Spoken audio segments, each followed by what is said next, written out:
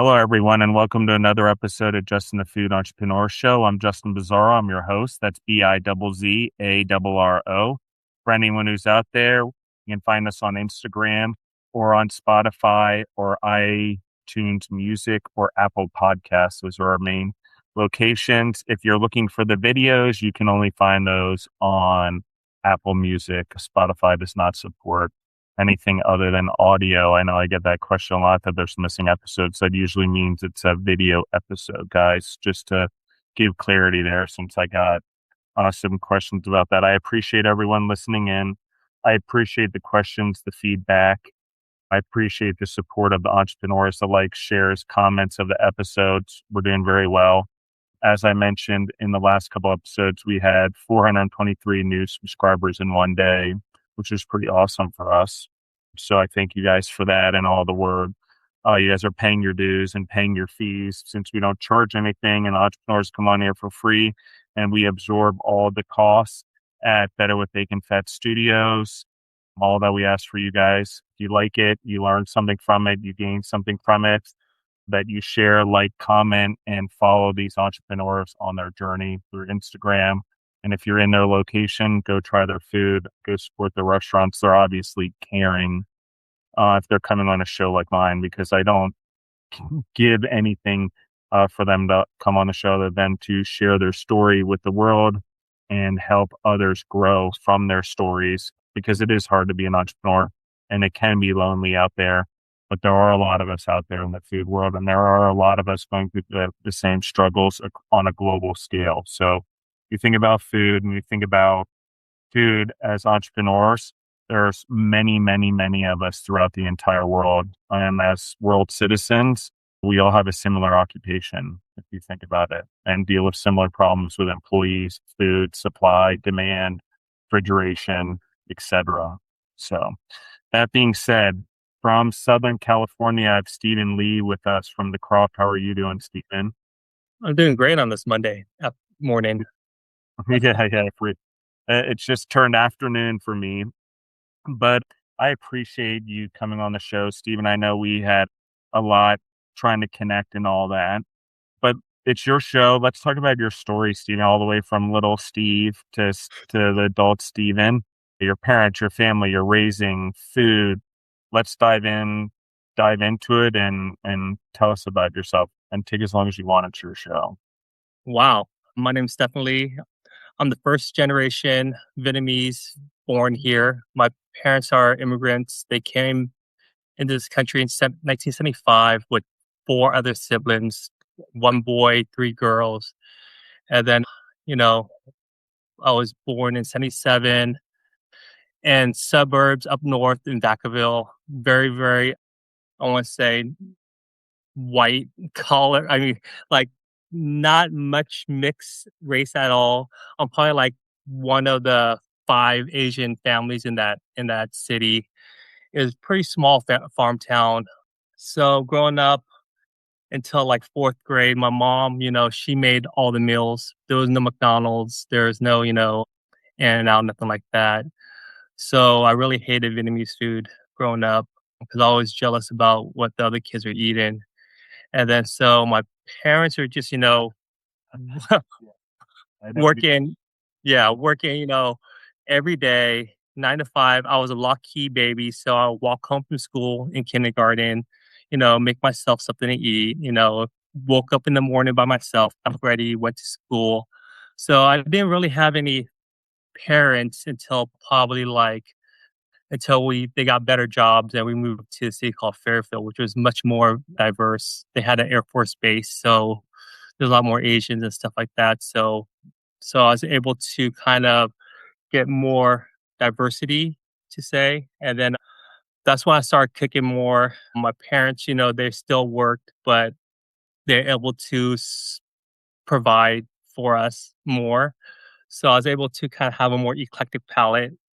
But I was just a knucklehead kid growing up. I was the youngest of five. All my siblings are overachievers, valedictorians and stuff like that.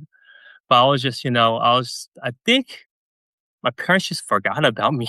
I was, the youngest of five, the the older four, they're doing great. So, they just let my older siblings take care of me, which they didn't want nothing to do with me.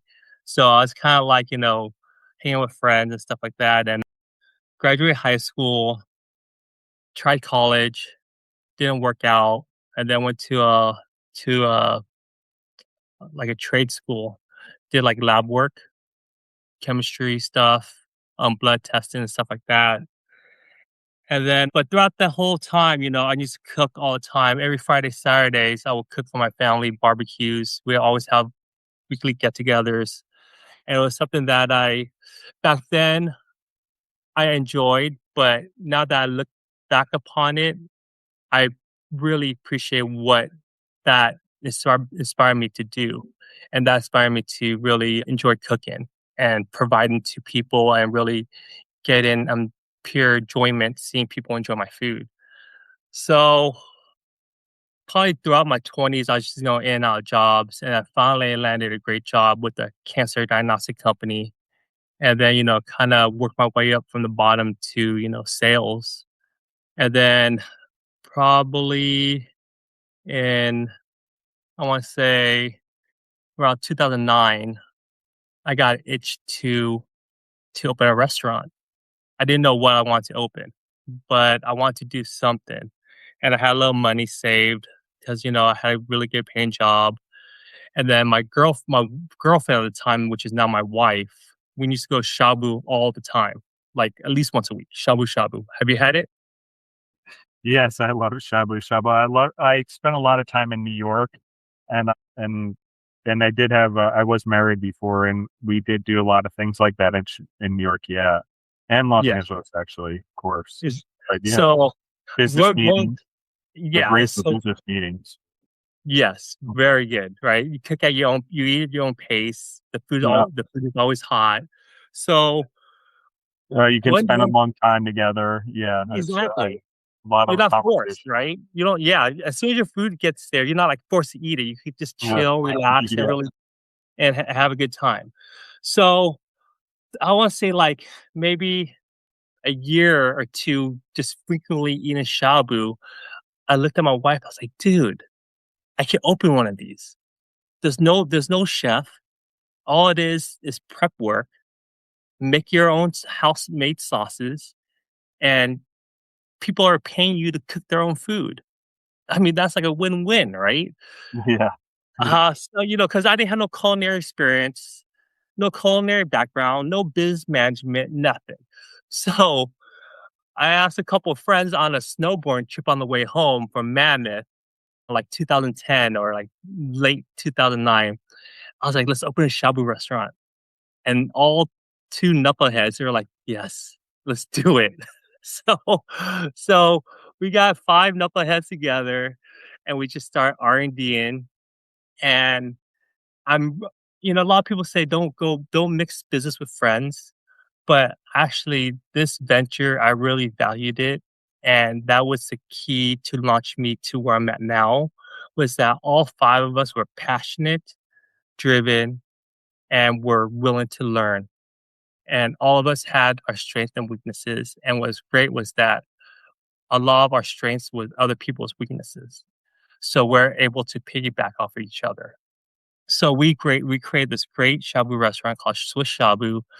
I think opened in 2010 in Irvine, California. 2 years in a row, we got top 10 restaurants in Irvine, and it was going great. It really gave me a soft learning curve to really learn, embrace the culinary culture, but not to go crazy, not to, go get overwhelmed because everybody had their own tasks to do. And when you able to perfect that task, you're able to overlap and learn some new stuff, which was awesome. And we had just a great staff. I mean, that was like the epitome of Cheers. If you ever watched Cheers back in the days, was every Thursday, Friday, Saturday, man, it was just like the place to be. People were drinking, everybody knew you. It was just like this local pub with shabu, and it was great. So that got me addicted to the restaurant industry. And I was like, I want to do something. And this was in 2010, 2013. So this was right when like Food Network Food Network was hot. All the culinary stuff was hot. This is when Roy Choi first launched his food truck, and he was blowing up. The culinary scene was just getting started. And I was just like, man, I want to do something, but I don't want to do sit down because what I learned with Shabu is that you're bottlenecked. You're bottlenecked to the seats that you have because you can't do Shabu to go, right? You could be creative and stuff and do like teriyaki bowls, but that kind of pulls away from your authenticity of Shabu Shabu, right? So I was like, okay, I want to do something fast casual, but I don't want to be quick service. I don't want to be sit down. So I pigeonhole myself to where I want to make almost everything from scratch, keep everything in house, but be something to where the average day person can enjoy once or twice a week. And then so I was like, man, and I remember going to Whistler all the time and eating the poutines and enjoying the poutines on a cold day, right? I was like, Orange County doesn't have poutines. There's not one place that sells poutines. And then once I started looking to it, True. what was that? I said that is true. Yeah, You rarely find poutines. exactly. And then when I started looking at it and started building this business model, all of a sudden like one-offs would come up. These nice restaurants, Plan Check and stuff like that would make just one poutine dish. And we would go taste them all. And I was like, okay, yeah, I think we need to, our core business model, poutine, but then repurpose those items and make sandwiches out of them. So then I went to my part two. I was like, okay, so I only need 5 partners. So I was like, okay, because I know the business model. I know how to run business. I know how to do cost play analysis. I know how to do payroll. Basically, I just now need help with creating a structure and maintaining that structure and scaling it, right? So I reached out to 2 of the partners. One of the partners, he was busy with with the online app, so he kind of said no. Also, he said the valuation wasn't right, so I said okay, fine. And then my other partner, he's like, I'm down. So me and Matt, we're like this. We went gung ho, and started the Kroft. We started with like 5 or 6 poutines, 4 or 5 sandwiches, some sides, all made from scratch. The only 2 things we didn't make was our bread, which we got from local bread artisan bakery that baked bread daily for us, and our French fries, which is a custom cut French fry from Simplot. And the reason why we don't do French fries is because we tried to do it, and then on the day opening, so we spent a good 2 days making 400 pounds of French fries, fresh French fries. We would cut them, blanch them, park cook them, freeze them. On grand opening day, we sold out by 4 o'clock. We looked at each other and said, wait, we're not doing this no more. Because one, our Anaheim location is only 800 square feet. So we have no space for it. If you look at like the in and outs and stuff like that, they have like 500 square foot rooms that just is dedicated to cutting and cleaning French fries. So that wasn't feasible. So, we looked at some really good vendors out there and we decided to go with Simplot. And that was like that day was the trajectory that was awesome, but also ill-fated because the next 3 years of the Kroft, we just blew up. We were like, everybody wanted us. We were like, we hit the perfect stride at the right time in the culinary industry. Food was hot, innovation was hot. Any type of influences to where you mix culture dishes, it was just everything was just flowing. And from 800 square foot place, our first year we did like 2.5 million. It's ridiculous. We were just nonstop lines out the door. We would sell out we would have like 50, 60 people lines on the weekends right before it opened. And that was something great that I would never had expected. You know, me and my partner were going, man, if I could sell 50 sandwiches or 100 sandwiches at 50 or 100 poutines a day, we'll be happy. And we're selling out every day. That was great. You know, we were killing it for 3 years. Was that? I said it's incredible Yeah. when you get that kind of reassurance, I would say, or reinforcement of your beliefs and your goals and your dreams. It is, but it's also bad. So Yes, we'll I we'll did. go so we'll Of go to course. that. It is, you know, so the first 3 years were booming, everybody wanted us, we're doing what TV shows, Food Network, all that, Yeah, and, you know, we're like movie stars, and it got to my head. It yeah, got me. I got I got an ego. Just, you know, I'm not, you know, I'm having my workers run the store. Me and my partner looking at other expansions. You know, we opened another place in Tustin, and then but then that and then we let other people. We had a manager, he was running it, and then me and Matt were golfing all the time. We were just, you know, just doing stupid stuff, right? Not really focused on the business. So when you make a lot of money, Mhm. mistakes, little deficiencies, you don't see it. Agreed. 'Cause you're making money, right? You're making 2.5, you know, you're making 20%. That's a lot of money, right? But Well, then and you're not holding your employees accountable or exactly, wait, we're not because things are going well, you're not worried about it. exactly. And then so then 2018 also dropped from like the so we knew that from 2.5 it went 2.5, 2.5, then went down to like 2 million. And we're like, you know, that decrease was given, right? The hype is gone, you know, more food halls, blah, blah. And then 2018 would dip to like 1.1, 1.2. And now I'm like, whoa, what's going on? Right. And I was still kind of like, oh, that's just, you know, we're just resetting, blah, blah. There was no fear because I had other projects I was doing. I thought it was like, what's that guy that does that touch anything and turns to gold? I thought it was that guy, right? And so a lot of people come to me with different business adventures, and I was like, yeah, let's do it. And it had so much on my plate. I was so spread thin. Everything that I was doing was mediocre. 2009, same thing, kind of flat business, kind of flatline, and the pandemic happened. And I'm going, shit. We have At that time, then now Long Beach opens. We did an asset sale on Tustin because our 5 year was up. So we just said, you know, let's walk away, sell as is, no name on it. We found a buyer. We opened up Long Beach, and then that was going good for 6 months, and the pandemic happened, shut down. We're going, shit. We have no reserves. We have nothing, right? We still have rent to pay. There's no abatement. We have utility to pay. We have fridges full of food. So, you know, luckily we got PPP loan, and that really helped us out a lot.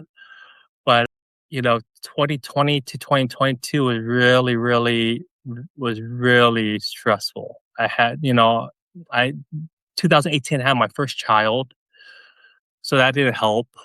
And then 2020 February, right at the shutdown, I had my second child. So Mm. I was just stressed out, dude. I was just like, I didn't know what to do. And I'll tell you now, it was, well, go back to all the success. And I said that it was actually not a good thing because I didn't understand the journey to get there.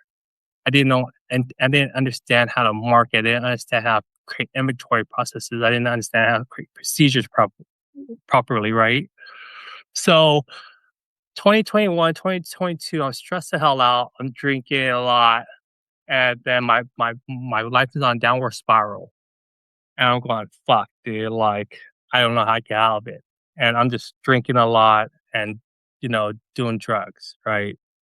And finally my family noticed it, and they're like, "Dude, you need some help."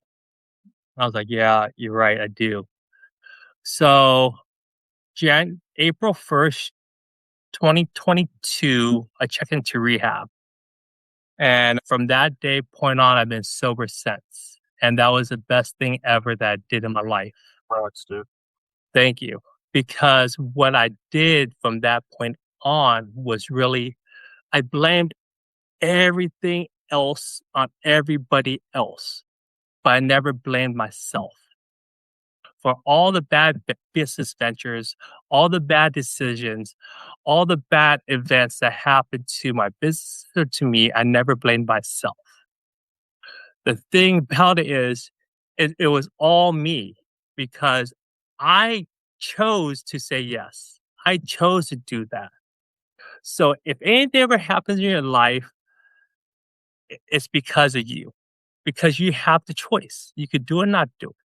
And so with rehab, it wasn't just about when I thought of rehab, I thought it was a bunch of guys sitting in a circle and just telling sob stories. But actually, it's classes for 30 days. I lived at the rehab facility, away from my kids, my wife. And it's basically every day you wake up, you make your bed, which I thought was fucking bullshit. I was like, why the hell am I make my bed, dude? I'm a freaking grown adult. And then I, st- I never made my bed before ever till that. And you know what? I make my bed every day since because it's those little wins in the morning that propel you to conquer your afternoon.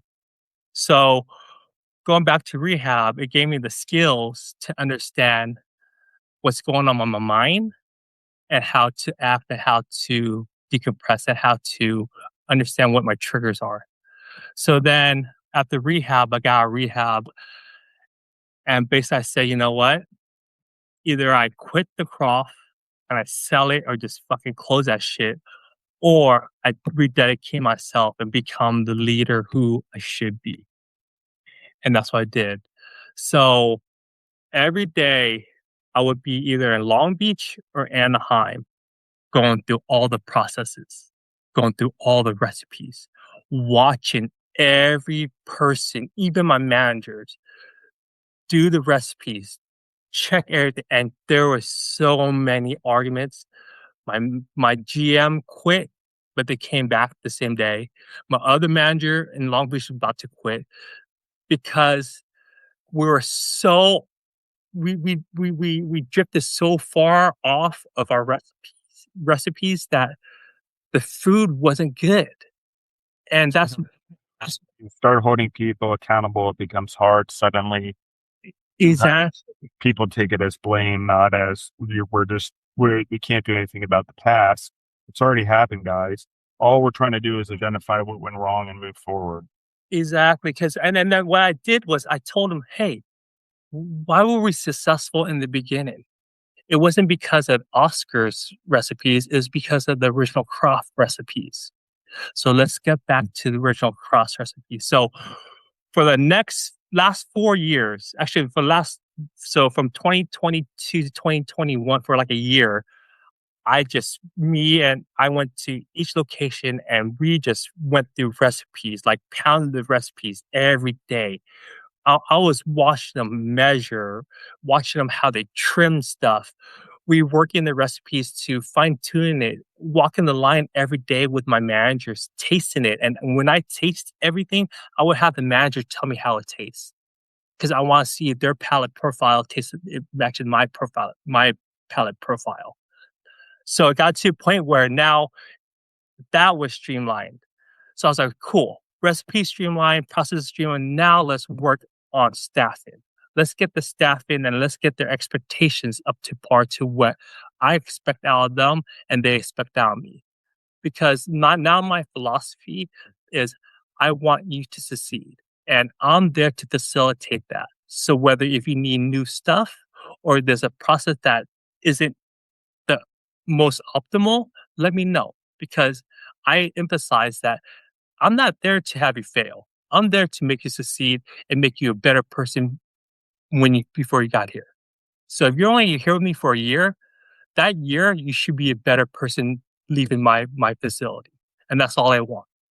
So once we got that done, now we focus on marketing because if we don't want to have shitty food and blow up marketing and we have fucking now tens of thousands of people come in and the food's bad. That's just causing self-destruction, right? So food is awesome, staff is great. Now let's pump the gas on marketing. Let's figure out how what we need to do, how we need to do it, and how do we be consistent with marketing, right?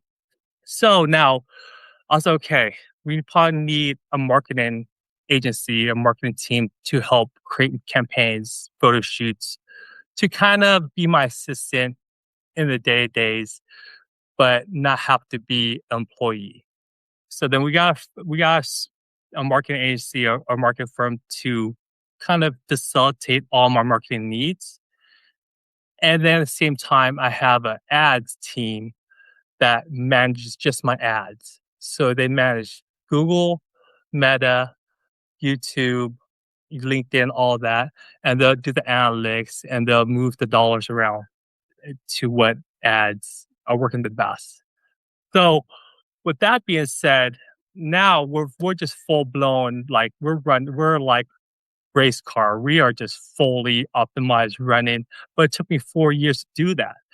If I would have took that mindset in my first 3 years, oh man, dude, you like it would have been a totally different story. Like I might have like 15 locations now. It's just I feel like I was so jaded from the success of my first location that I wasn't I wasn't trying to optimize it because it was just a cash cow. But what I feel and what I see other successful people is that it's not about where you headed, it's about the journey getting there. Because the journey getting there is going to keep you there. Because a lot of people who get to the pinnacle, they can't keep it because they don't know how to maintain it. So I feel with now the last 4 years of the Kroft, we are just really just we're just I'm just so happy where we're at right now. I don't have, no complaints.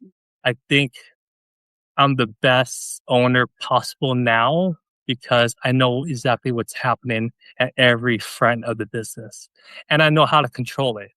I know how to, oh, if we want to sell more chicken sandwiches today, I can know how to pump the gas on that. Or if we want to do, a different type of promo, we could run a promo to help introduce it to new customers. So now it's more of I'm just doing I'm helping with the marketing aspect, but I'm just more R&D, trying to figure out new menu items. But I'm there, so I'm there. I go to a location once a week, and I download with every employee there. I ask them how they're doing. I buy them lunch, and then I download with my manager. So I think if anybody wants to be an entrepreneur, you can still be absent manager owner, but I will still be a present one, meaning that just go there for an hour a day. You just go buy them lunch. That's the least you could do. It's because if they're running your business and they're running it well, that little $100 lunch for the staff is peanuts to you, but it means the world to them. And that's what I do. I really emphasize on making sure that I appreciate my staff and I let my staff know that I appreciate them, but at the same time, they have to appreciate and respect my business because I don't tolerate people that don't respect my business. And I think I've been fortunate to have staff that has been with me for a long time. And, I think that's the story. Yeah. I appreciate this. But as someone that had a lot of success, particularly young age, and then, in my 40s, especially a restructuring of my life, of myself, of my character, of my identity, for sure. Where it's going, I don't know. I'm not totally sure yet.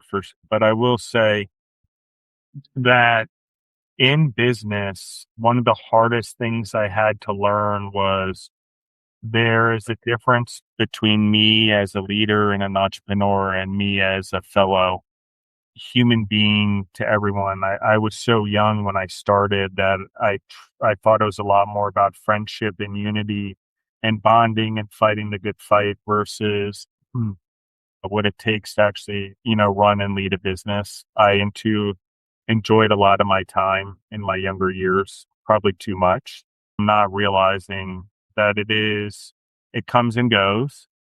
And ultimately, the things that you think that matter or that you're earning all the money for aren't actually the things that matter, interestingly.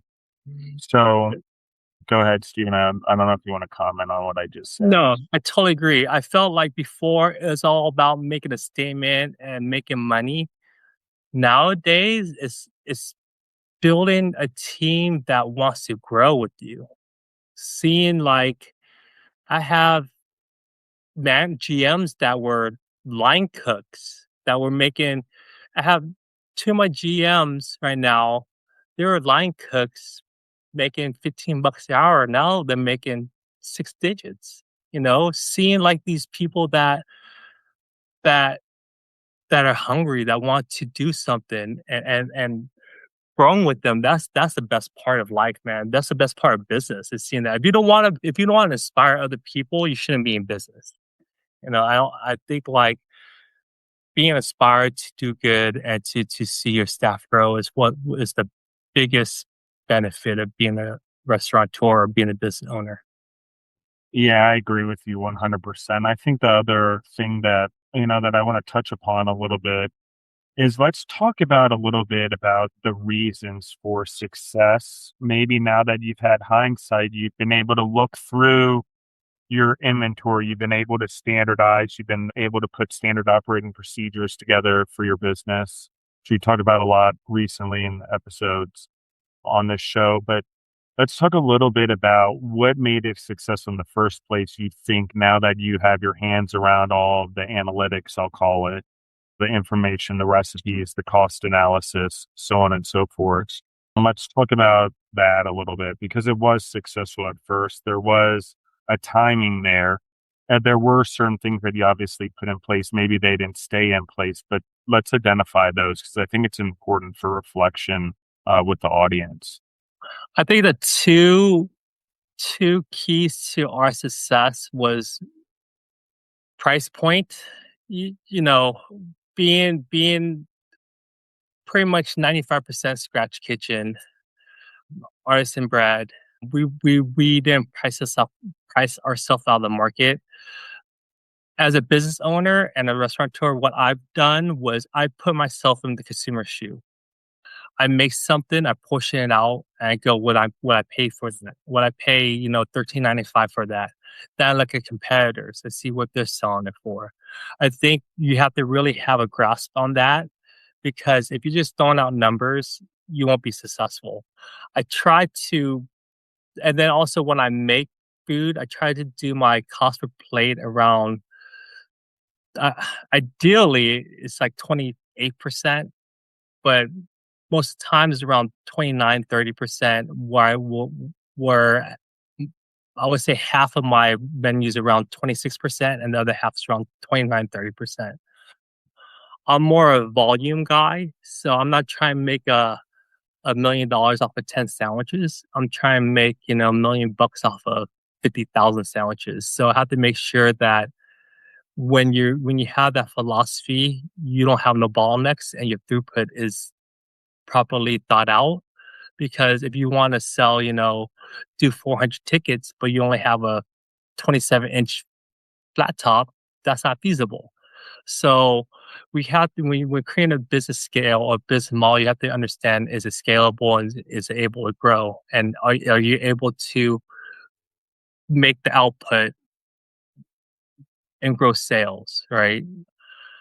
Two is quality, consistency. I think from day one, we never cheated our customers to now. We use the same type of product, same size, same everything.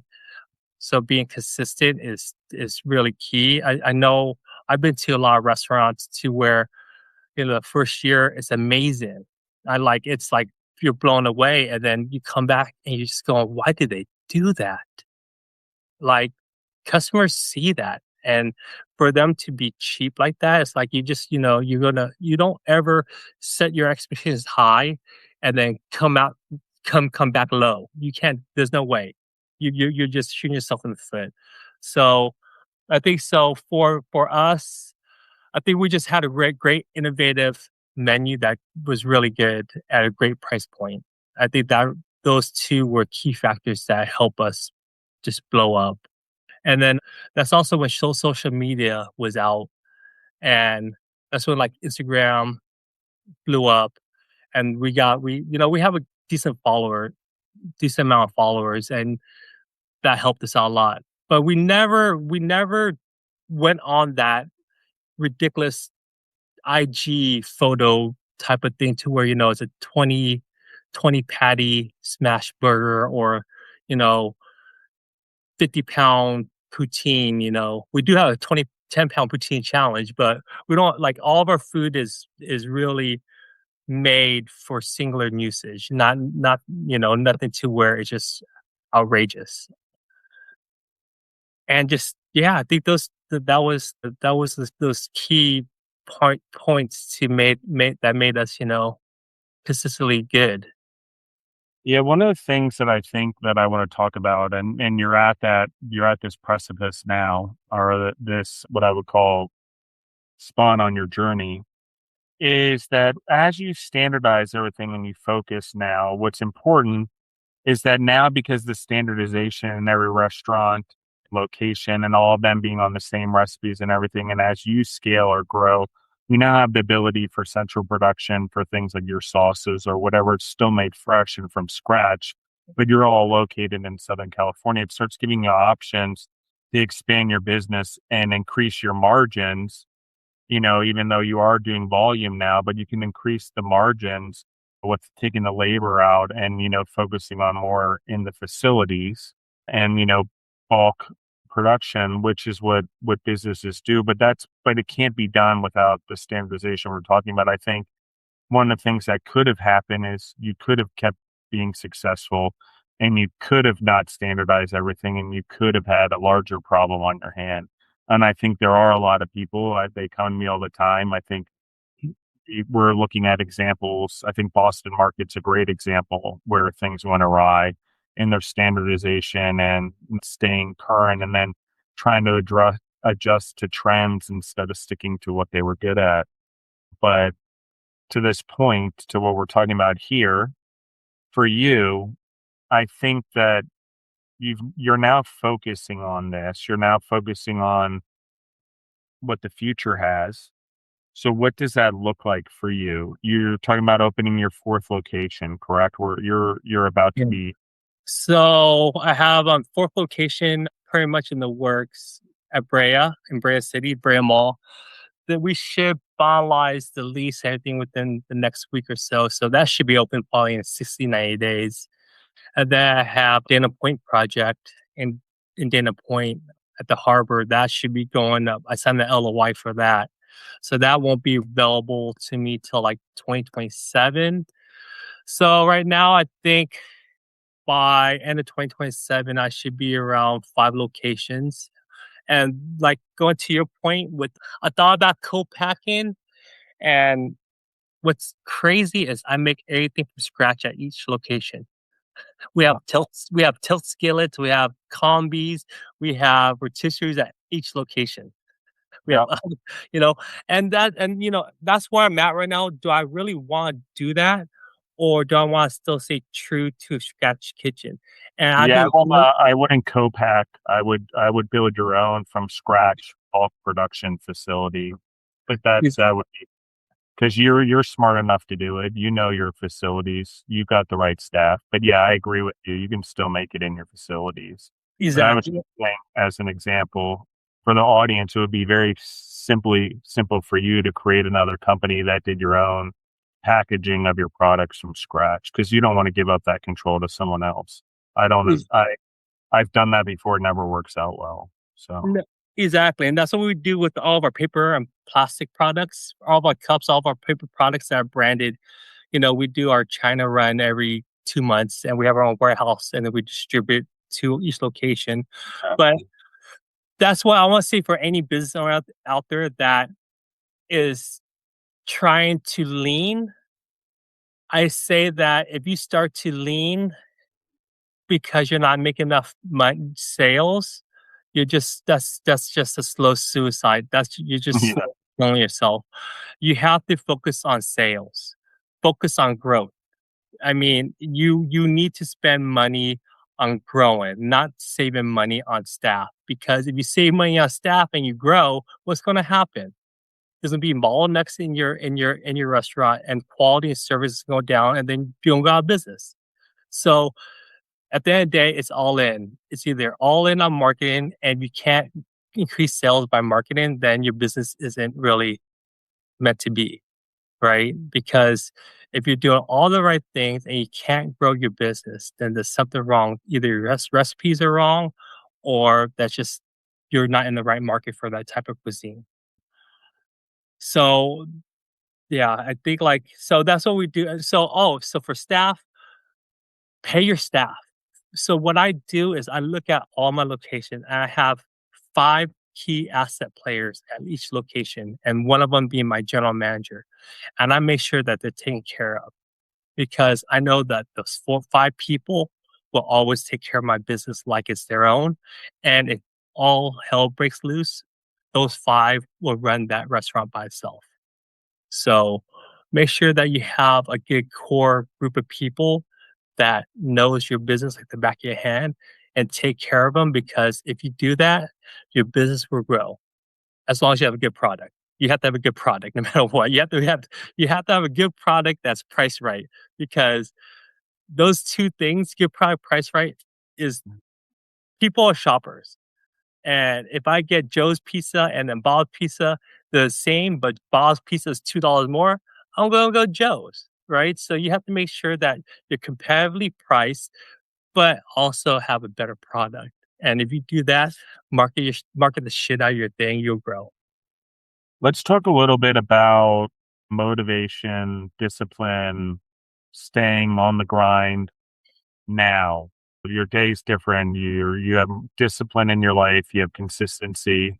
You talk about being at each place at a certain time, a schedule. You talk about making your bed. Let's talk about that, and specifically the discipline, the difference there. What does that lead to your life? How has it helped your business? As a leader, has it been reflected to your employees? Oh, I think creating a routine for our hectic lives is a must. Putting everything in your Google Calendar is a must. Like I tell my wife, if it's on my calendar, it does not exist. So going back to what gave me this routine was, and what I'm so thankful for, which I was a knucklehead back then and hardheaded. So making my bed every day as soon as I wake up was probably the key, the thing that started it all. Was it gave me a perspective like, man, if I could do this every day, then I could start adding stuff to it. And then having the kids wake up, getting them ready, I make them breakfast every day, get them to school. Then after that, I go work out, get home around 10:30, do my meetings, download emails to about 11:30. Then I try to get to a location around noon. That's when I, talk about any type of equipment failures, any type of items that need to be purchased, house staff, do we need more staff in?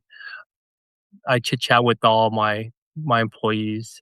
Then I'll go buy lunch, and then I have lunch with everybody. That's when we mess around, shoot the shit, talk to my manager. And then if everything's good, I try to leave by 3 o'clock to pick up the kids. But I think with being a restaurateur, I think that's the key to success, is you have to have a routine, because if you don't have a routine, there's so much stuff that's coming at you every day. So I have routine to where I'm going to one location once a week, and sometimes it might differ because I might have an issue in Long Beach that I might be there for 3 days. So then I'll pivot and go there for 3 days, and then reset my routine the next following week. But being able to set yourself up with the routine, just check marks throughout the day, right? And if you're able to create these check marks every day, then you'll be way more efficient and you won't ever miss any meetings. You will never be overscheduled. And that's a good thing to have because being a restaurateur, you never know when stuff breaks down or when there's a 911 emergency to where you need to go put out the flames, and you understand what's being lost and what needs to be rescheduled.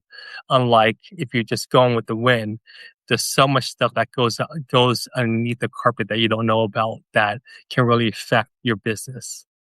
And creating this, I emphasize to my managers, put stuff in whether it's ordering certain meats on, ordering meats on Monday and Thursday, put that in your calendar. US foods, we need to order by 2:30 p.m. on, 3 days a week, put that in your calendar. You know, Reviews, put that in your calendar. So I educate my managers to be very resourceful in creating a routine and having time management, because that will really trickle down to the staff and make the establishment way more effective and efficient. Let's talk about the financial piece, the details, the which you go into, the cost analysis, the importance of knowing that not just looking at the end result, but sure you're looking at it on a regular basis when you're doing your downloading. So let's talk about that because we don't talk about the financial piece a lot on this show, but I think in this case, what we're talking about is getting control of that could mean could mean millions of dollars in revenue potentially. So let's talk about. For sure. So for us, we're very fortunate because we're high volume that we order every day, and we don't have to order for a week, which is great because you have spoilage, a lot of waste, and there's a lot of oversight. So I made my own spreadsheets, but actually I'm going to ask Claude later to update my spreadsheets because Claude is awesome. If guys, don't be scared of Claude. Use Claude. Ask him any question and he'll freaking give you an answer and a spreadsheet to help you out with it. So always ask Claude. So I have Wow. I have my so there's really three spreadsheets that I live off of. Is my gross sales analysis, which is my monthly and year over year my monthly and yearly gross sales, and I have it throughout my whole entirety of the lifespan of the restaurant. And then I have my three locations next to each other, so I see the year over year, the month over month, and the comparisons from all three restaurants. And then I have my bread count. My bread count to me is very important because I carry three types of breads. And what I do is because my bread is made fresh every day and I have a 2-day lead time, I need to know when I need to reduce bread or not. So what I do is I have a bread par sheet that has it Monday through Sunday, which has my usage per item. And then every week or every 2 weeks, I'll go back to my sales and look at my P mix and see how many that I really sell. And then so that I can adjust it on the fly. What I did 5 years ago, I didn't do that. So we were wasting like 200, $300 a month on bread, just throwing it away because I wasn't adjusting my parts properly. So that's a good one. And then my cogs. So my cogs is my meat purveyor, my bread, my produce, my Pepsi, US Foods, all that. I do this on a week to week and then month to month and then a yearly. I want to see what my trend is. And then also what happens is I can follow that trend to go, oh, like for instance, like my Robinson bread is 0.8% of my gross sales. But that's for Anaheim, but for Long Beach, it's 0.9% of my gross sales. Why is that? Oh, because my smash burgers, I sell 10% more. And then so with that, you can see how your restaurants are comparing on the usage report because you go, why is this? Why is my, and what's great with this is that you can know on the fly what your COGS is compared to your gross sales, and you could go and you could fine tune it and go, hey, Anaheim, why is my meat, 10% more than Long Beach or Anaheim? And then we do inventory and go, oh, this is why because we over ordered or we have a surplus of it.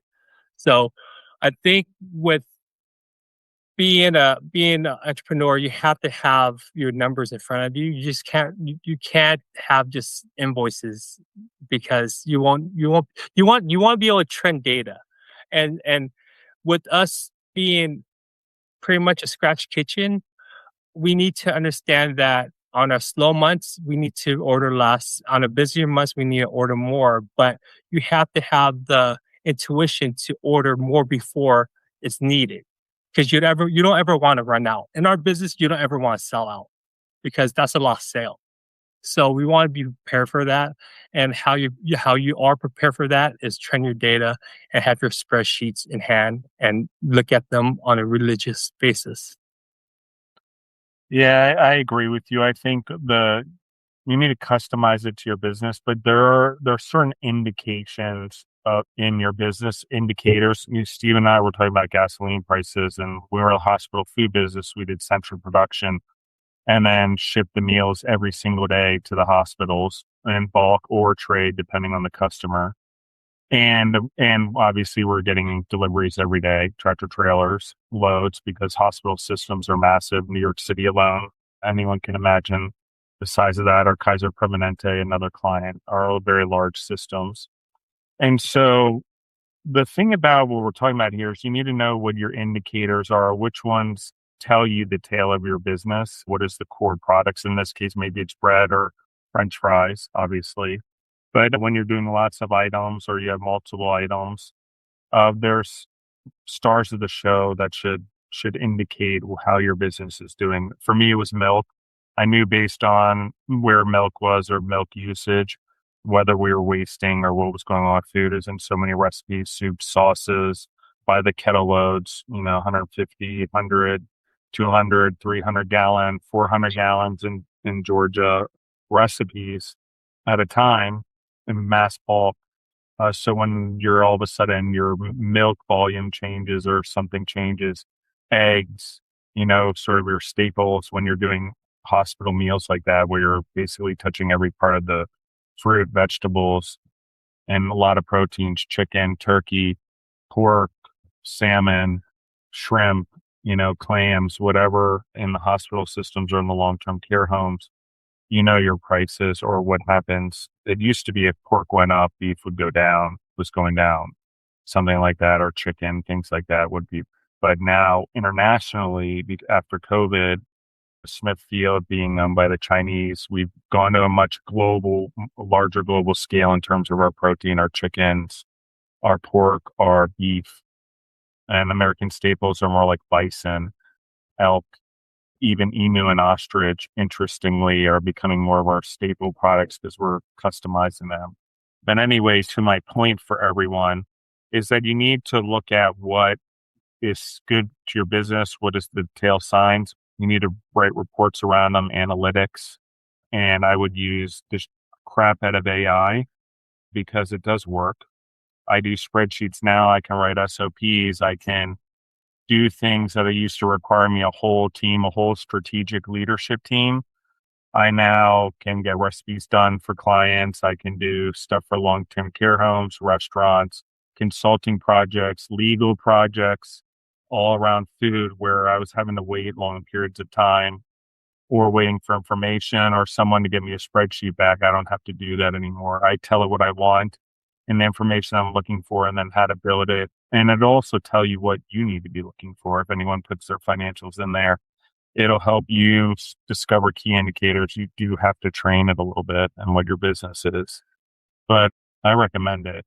So I don't, as for the entrepreneur, we just got the ability to move faster, stronger, more standardized. But in that time, be able to spend more time with the employees that are actually making the food, that are actually with the customers, instead of with an executive staff or a middle management staff or whatever that we used to spend a lot of time with. Not that they're not important and that they won't be there, but for what I'm saying is, as we get closer to our employees that are actually down there making the food, the better off our business are going to be, I think, from that standpoint. And empowering them to use AI and what AI is going to do for them in the restaurants, I think is going to be pretty awesome as well. So, Steven, anything that you want to add before I go based on what I just said?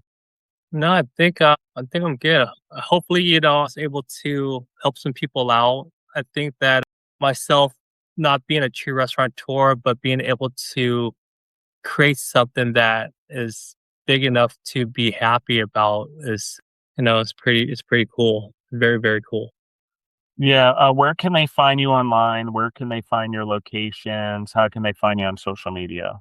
Um, Instagram at the Kroft, TheKroft. Facebook, the Kroft. LinkedIn, the Kroft. You can find me on Instagram, Stephanie underscore the Kroft. Website is www.thecroft. So Yelp as well. So we're pretty much everywhere. Awesome. Let's talk about this. Will be my last question then as we end up here, as we phase out.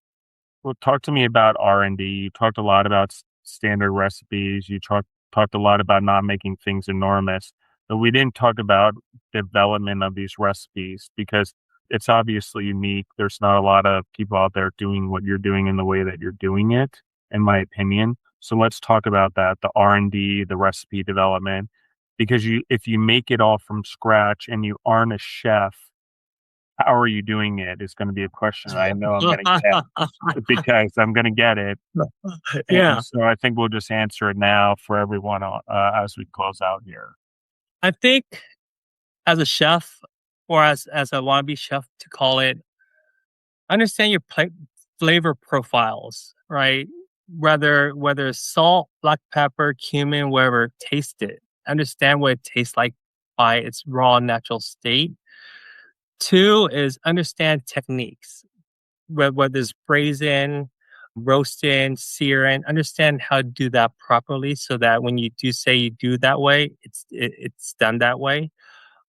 Three, when you make for me when I do R&D, I if you look at my menu, some items look like they're one off, but it's all repurposed. Whether I'm using the same chicken breast or I'm using the same arugula or the bread, I want to have a homogeneous menu so that I don't have to bring in new menu items and add to my skier to so that my manager have to order have to worry about waste. So try to when you R&D and want to create new stuff, try to pull from your inventory that you have. I think that's going to be the really differentiator. But also, when you R&D, who cares if you burn stuff? Who cares if you mess up? That's what it's all about. It's about learning, and you're cooking for yourself. So throw it away, give it to your dog. But just try new things. Think outside the box. Don't be afraid to take risks. And then once you do make something, give it out. Let people try it. See what the honest take is. And then you'll get good feedback from that. And if people love it, then launch it. And then make sure when you do want to launch it, you have to create a campaign. You have to create posters, marketing items for it. You have to let people know it's there. Push it because you make this awesome product, you put it on the menu, but no one knows about it. No one's gonna buy it. So my thing is we anytime we have a new menu launch, we blow it up on Instagram, Facebook, we blow it up on our feed, and then we sample it out or would do great deals on like $5, item. It's regularly $10. We'll do $5 just because we're so confident about our product that we just want people to try it because we know they'll be back. And that's one thing that you guys need to know is that sometimes discounting your item might be a great thing because you want people. If you have a great product and people aren't trying your product, discount it, let them try it one time off, and it's a great product to be back. And that's what we do. We're so highly on our food that we know, like, hey, I even tell people when I'm cashiering sometimes, if you don't like it, I'll give you your money back. And out of the thousands times I said that, not once I refunded any money. So make a good product. Yeah, I agree with that and stand behind it. It's like the Tommy Boy movie, which I'm sure we're right around that same time with Chris Farley, where he's like the guarantee on a box. Well, I could poop in a box and guarantee it, but can we actually stand behind the product? Oh, yeah. Point. Yep. Yeah, or Exactly. brake pads, or Callahan's brake pads, Yes. and so I think that that's, exactly what we're talking about here. And as owners and entrepreneurs, we should want to stand behind it. And if we have employees or managers or supervisors that are not standing behind it, then we've got to figure out how to do it differently, convey our message differently, change our standard, maybe spend a little more time in standardization. People like being organized, people like functioning in organized systems, and it's not easy always, especially when you spread yourself thin. Because the thing that we didn't talk about on here, and this is going to be my closing point, as I respond to Stevens as well, is one of the things about success that happens is so many people start coming to you wanting what you have or wanting your help or wanting you to give them the same type of success that you have and we talked about the golden touch a little bit, but the thing that happens there, and I've been through this, is you do so well in life. You think that the team you have, you think that who you are, that everything is going right. And I think everyone on the show, the lesson there is this, and it's hard because you don't know that it's happening, but it happens to a lot, and you don't know when it's going to happen for sure. But you need to take a step back and do what Steven said, do what I've had to do, a couple of times, more so the last 4 years than I've ever had to do in my entire life, is reflect on your blame, your part. No matter what, if you're involved, you share part of the blame. Yep. That is the Exactly. truth. You were there, you're part of the story, you're written into it. History Yeah. will tell it that way. You need to be accountable to it, because you will be accountable to it in some way. And the less you are accountable to it, the more you emphasize that bad behavior into your generational legacy, That whether it's is through your business or through your family. Go that. ahead. Go No, ahead. no, that is right on. That is perfect. People are so fast to blame, the economy, it sucks. Cost of goods goes up. Payroll, like California, I think every year we go up 75%, 75 cents, Yeah. but I don't complain. I just put my head down and figure out how to pivot, how to adjust, right? If you have to understand, you chose this business. You guys chose to be restaurateurs. So you have to understand that it's always going to be uphill fight, but some days it's a smoother ride than others. But you have to be willing to pivot and adjust and know how to pivot and adjust to make sure that you're successful every year. Yeah. And I'm going to say this for everyone as we close up. One more thing, just as the point here. There is a difference between a bison and a cow in one main factor. A bison walks into a storm, a cow turns its back to it. It even runs from it potentially. Okay. Why am I saying that? Because most people are cattle, not to Yeah. talk down to, but they turn their back to the storm and try to run away from it. The bison runs towards it. In that running towards it, he spends less time in the storm. Number one. Number two, as they face the storm, there's greater opportunity for the bison on the other side of the storm because there's less things that made it through the storm because most of the other animals ran away from it. So guess which most of the grazing territory that looks like on the other side of the storm where everyone ran from. That was awesome, Right. Justin. That was good. That was a good one. So that is what we need to look at here, guys. If your business is struggling, or in this case right now, gasoline, and you're in a delivery business or you're whatever, or you're hitting the brakes on your business or you're doing whatever, now's the time to gain more customers. Now's the time to be on the streets doing more deliveries. Now's the time to be figuring out what kickbacks you can get off of gas rebates. How do you Yes. work it? Can I centralize my shipping? Can I centralize my Rex Enterprises credit card for gasoline buying for enterprises? There's a lot of options out there, guys.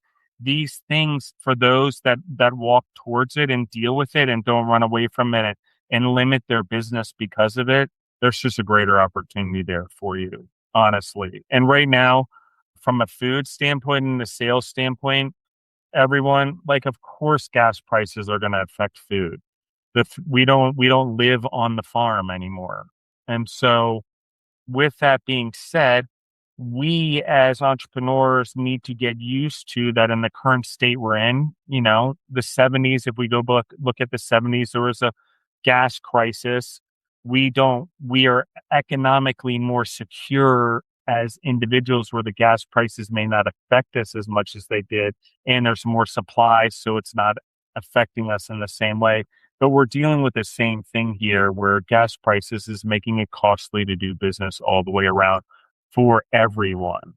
The best thing that we can do is be in alignment with the other entrepreneurs that are doing the same thing, which is embracing this and educating their customers on what's going on. It's not a bad thing. It's just this is life. Do you want to impact them? Is it going to come to price? Yes. Okay. So do you have to do it gently? Yes. How do you do that? Well, you also get your customers used to that you adjust your prices every quarter or every 6 months. I recommend every quarter at a minimum, but that's just me. And if you want to really get control and make sure you're not losing money, especially if you're doing volume. And you want to try to lock in prices quarterlies with your vendors. Some of the vendors, once you guys start doing volume, that's why volume is so important in this conversation. Your contractors will lock in. Some of these food suppliers will give you 3-month pricing. So you're not as susceptible to the rises in milk and the rises and stuff during gas prices. There may be a surcharge that they get to add on if the fuel goes over a certain price in that contract. That's fine. That's part of the game. But what I'm saying is there's a lot of creative ways that if you go into the storm right now, you have a huge advantage. And by the time you come out the other side, you'll have greener passage. Your customers will be more loyal. You'll have more access to more customers, and you'll be able to pick up ground in terms of sales, in terms of standardization, and you'll gain better employees because you push them to be better through facing the challenges versus running away from them. So anything else, Stephen? I'll let you take us out one more time. Sorry, I went way over, but I'll let you comment on that and then tell everyone where they can find you again, and then we'll get out of here. Yeah, yeah. But honestly, so while the storm, guys, I feel that if you try to impact prices dramatically, you're gonna lose customers, right? And at Yeah. this during these time of ages, you need to keep your sales but increase them. So I would say don't increase prices but increase volume. How you increase volume by doing, very one-offs, buy one get one free, but do the buy one get one free or buy one get one 50% off on your high profit margins, right? On your low margins, don't ever do that. But on your high profit margins, do that, or do buy main entree, get a side for free, and do that side that costs you $2, right? So do something creative to where it brings excitement to your restaurant, but also brings value to the customer. At this day and age, it's all about value for customers. Because if the customer don't see value, they're not going to go to your store. Because a lot of people are doing value, right? So have a great product, give them value, increase sales, you weather the storm, and then like Jessica said, the pastures are way greener after the storm. And trust me, you'll get you all of a sudden you take away those promos, and now your gross sales bumped up 20% because you kept those customers because from loyalty and because of value that you gave them. So Yeah. my name is Stephen Lee. Check us out at www.thekroft.com, Instagram at thekroft.com, Facebook, Kroft.com. DM us. I'm always there. I'm always responding. So if you have any questions, let me know. I'm always, there answer anything that you guys need. And I just want everybody to see, I think that this industry is tougher than anything that anyone would ever experience. So Yeah. just be organized and just follow through with execution. If you've not followed through execution, you'll be okay. So I think that's it. Yeah, I appreciate you, Stephen. Thank you for your time. I'm going to be in Southern California over the next 2 weeks. I'm going to come by. I'm going to That's neat. eat at one of your places, and I'll reach out to you and let you know I'm on my way there. Anyone in the audience, again, go visit this. I know we have a lot of listeners right now in Southern California right now. So you all are out there. I know you guys have commented on some of the chicken places we've done in the food trucks recently. And I see old episodes from LA coming back up. So I appreciate you guys from that perspective. But again, reach out, like, share, comment. That's how we get the word out there. If there's entrepreneurs out there that in the food business, I know they can benefit from the episodes here. There's plenty to choose from that you're liking. If you don't like one, try another. Again, the entrepreneurs give a lot of information. We learned a lot on this episode. So again, like Steven's content, obviously from the Kroft, go visit their stores, like their content, their pictures, their photos, their food, take photos yourself, share it on social media that you were there. You heard about it on the podcast. That's how we get the word out there, guys. So I appreciate all of you. That's our call to action. Stephen, thank you very much. I appreciate all of you guys in the audience. I love you guys, and we're out. Thank you guys. Bye.